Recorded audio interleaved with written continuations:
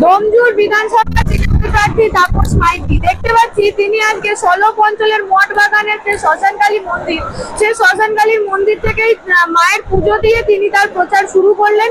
এবং দেখতে পাচ্ছি যেখানে এই প্রচারে তার শয়ে শয়ে কর্মীদের ঢল নেমেছে। সেই শয়ে শয়ে কর্মীরা যেমন পুরুষ যাচ্ছে, তার পাশাপাশি মহিলারাও এই র্যালিতে অংশগ্রহণ করছেন এবং একসাথে তারা তাপস মাইতির পায়ে পা মিলিয়ে এই র্যালি সম্পূর্ণ করবে। যেমনটা জানতে পারছি আমরা, এই র্যালি তিনি ১ নম্বর অঞ্চল থেকে মঠ বাগান থেকে শুরু করে নিয়ে যাবে দাসপাড়া পর্যন্ত।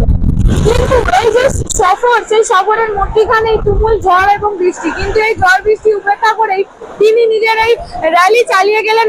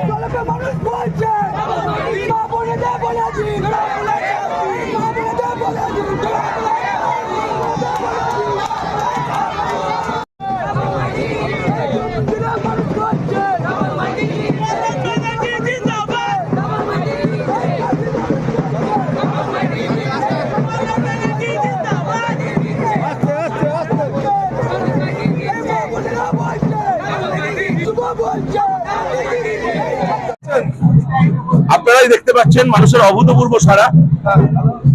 মানুষের তো একদম ঢল হয়েছে। মানুষ মমতা বন্দ্যোপাধ্যায়কে সমর্থন করতে মুখিয়ে আছে। এসআইআর নাম করে বাংলার মানুষকে যেভাবে নির্যাতন করা হয়েছে, তার বিরুদ্ধে মানুষ প্রতিদিন এসআইআর নাম করে, তাদের নাগরিকত্ব রক্ষার নাম করে প্রতিদিন যেভাবে হয়রানি করা হয়েছে, তার জন্য মানুষ মুখিয়ে আছে। কারণ এই লড়াই মমতা বন্দ্যোপাধ্যায় বাঙালির জন্য লড়াই করছেন, আর এই বাংলা বিরোধী শক্তিকে পরাস্ত করার জন্য বাংলার মানুষ মুখিয়ে আছে, ডোমজুরের মানুষ মুখিয়ে আছে। ডোমজুর ইতিহাস তৈরি করবে। আমরা কথা বলে নিলাম এই ডোমজুর বিধানসভার তৃণমূল প্রার্থী তাপস মাইতির সাথে, এবং তিনি জানালেন যে ডোমজুরের মানুষ একটি নতুন ইতিহাস করবেন। বিষয়ে আপনারা কি বলবেন অবশ্যই কমেন্ট করবেন কমেন্ট বক্সে। এই ধরনের খবর পেতে নজর রাখবেন ডিএনএন বাংলা। ডিএনএন বাংলা সবার মনে সবার।